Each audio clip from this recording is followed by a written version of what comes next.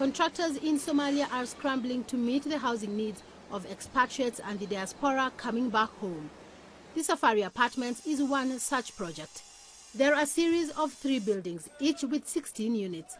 But according to Assistant Engineer Wycliffe Okoth, the construction process has been far from easy because building materials are scarce. The main challenges we are facing in this apartment is materials. Materials like steel, calcium, tiles, doors, windows, and cement, because we are importing them from up countries. Safari Apartments come with modern fixtures and a stunning view of Mogadishu.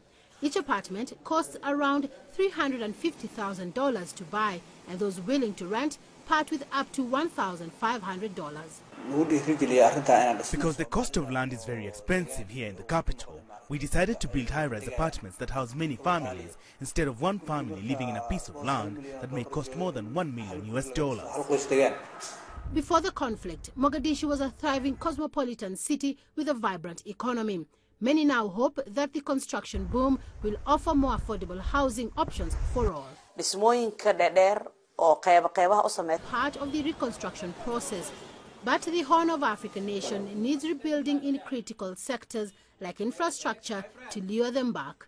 Celestine Karone, CCTV.